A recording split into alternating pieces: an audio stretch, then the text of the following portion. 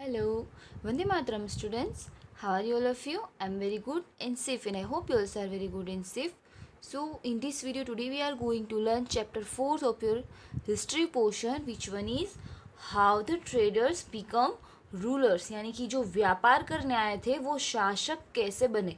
हमारे इंडिया में जो व्यापार करने आए थे हमने चैप्टर 1 में देखा था अराइवल ऑफ यूरोपियंस कंट्री वाला जो चैप्टर था, यूरोपीय कंट्री में से भारत में जो व्यापार करना है.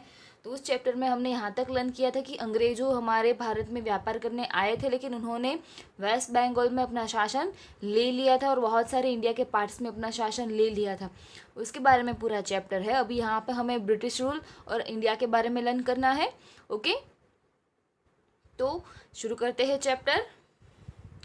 The children were engrossed in reading the story of two cats and monkey during the recess. अभी एक स्कूल थे, उसमें रिसेस का समय हुआ होगा और रिसेस में जो बच्चे होते थे ना, तो वो टू कैट्स एंड मंकी की स्टोरी, दो बिल्ली और एक बंदर की स्टोरी आपने सुनी होगी कि दो बिल्लियों के पास कुछ खाना होता है और वो दोनों ऐसा डिसाइड करते कि 50-50 किसके पास ज़्यादा जा सकता है. 50-50 दोनों एक आपस में बांटना चाहती थी. तो वहाँ वो दोनों गई बंदर के पास और बंदर ने क्या किया कि वो जो चपाती थी या तो फिर कुछ खाना था, तो उन दोनों को 50-50 डिवाइड करने के चक्कर में ना, जो पहले 50 करता था उसमें से थोड़ा बचता था तो वो खुद खा जाता था कि चलो तेरे पास इतना ज़्यादा है तो वो मैं ले लेता हूँ. इस तरह से दोनों बिल्लियों का पूरा खाना जो था ना, वो बीच में बंदर था ना वो ले गया था. यानी कि दोनों की लड़ाई में तीसरा है ना वो बेनिफिट ले जा रहा था. During on regarding this story Jay and Mitali were making fun of each other. अभी ये थोड़ी सी फनी स्टोरी भी है. तो ये जो जय एंड मिताली है ना, वो एक दोनों के साथ मस्ती कर रहे थे और एक दोनों को चिढ़ा रहे थे. Their class teacher who was sitting beside them and said, children this too is a policy. The third party takes advantage of quarrel between the two. यानी कि जो उसके क्लास टीचर थे ना, वो वहाँ पे बैठे हुए थे तो वो ये सब देख रहे थे. फिर उन्होंने बच्चों को समझाया कि ये भी एक तरीका है, ये भी एक पॉलिसी है कि बेनिफिट कैसे लेते हैं. ये एक टेक्निक है कि दोनों की लड़ाई में ना तीसरा बेनिफिट ले जाता है, तीसरा मलाई खा जाता है. जब दो लड़ाई कर रहे होते हैं ना तो तीसरा बेनिफिट ले जाता है. The British had expanded their empire in India with such a policy. अभी इसी बात से जो ब्रिटिश रूल थे उन्होंने इंडिया में अपना शासन लगा दिया. किस तरीके से कि हमारे इंडिया में तो बहुत सारे संघ थे, बहुत सारे राजा रजवाड़ाए थे और इन दोनों के सबके बीच में ना बहुत यूनिटी नहीं थी. और अंग्रेजों क्या करते थे, दोनों को एक दूसरे के अगेंस्ट भड़काते थे, फिर दोनों में लड़ाइयाँ होती थी. और अंग्रेजों क्या करते, दोनों के बीच में लड़ाइयाँ करवा के खुद वो शासन अपने हाथ में ले लेते थे. इसी तरीके से टेक्निक से, चीटिंग से उन्होंने इंडिया को अपने हवाले कर लिया था. जय ask, sir how is that possible. जय पूछता है कि सर ये पॉसिबल कैसे हुआ होगा.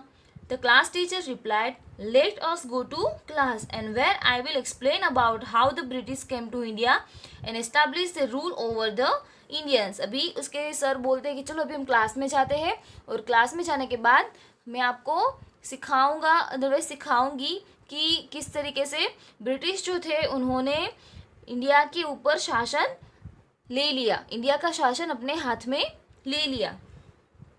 By the mid of 18th century, the British had started to emerge as a strong power on the India political horizon. यानी कि जो राजनीतिक सत्ता थी ना, राजनीतिक तरीके से 18th सेंचुरी में ब्रिटिश जो थे वो अपना स्ट्रॉन्ग पावर इंडिया में जमाना चाहते थे.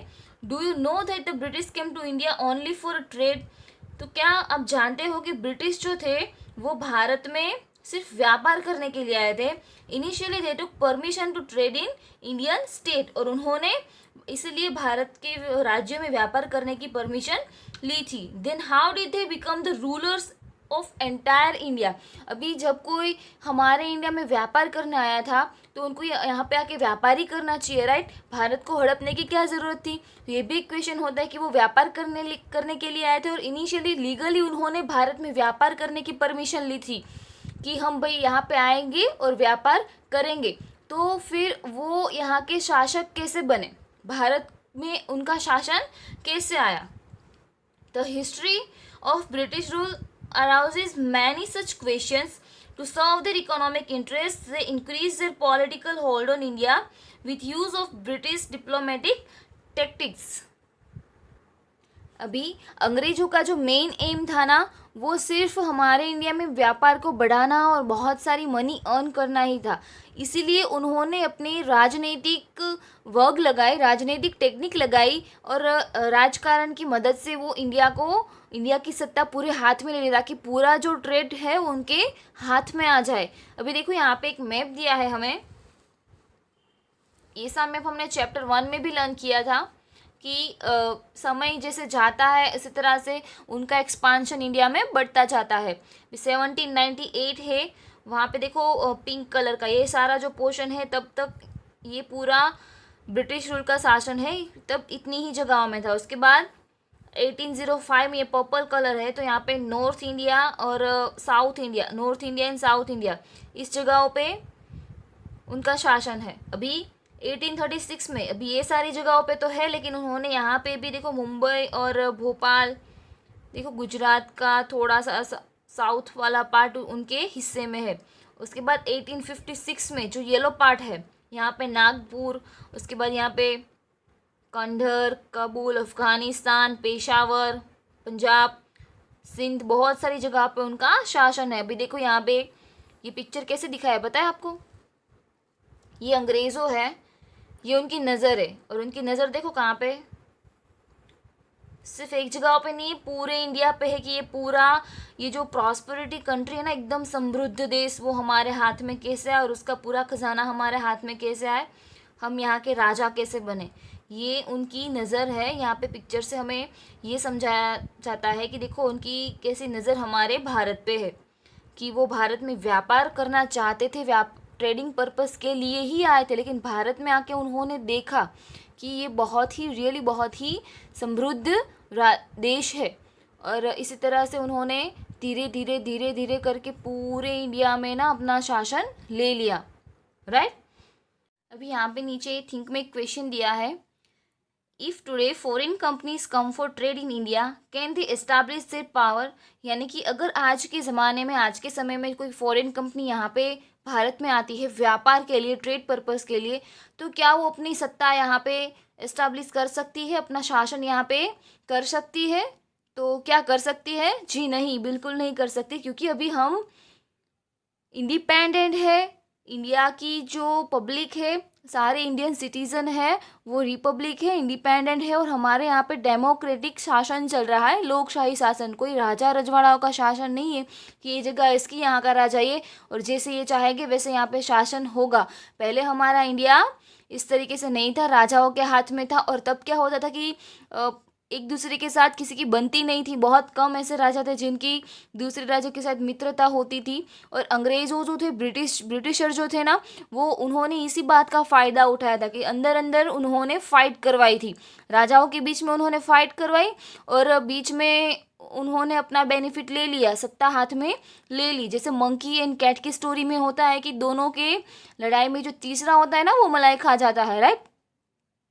तो अभी का समय ऐसा नहीं है, अभी पूरे इंडियंस एक है. अभी यहाँ पे कोई ऐसे आता है ट्रेड पर्पस के लिए, उनकी बिहेवियर से, उनके थिंकिंग से ज़रा सा भी ऐसा लगता है तो हम अपनी आवाज़ उठा सकते हैं, उसके अगेंस्ट एक्शन ले सकते हैं.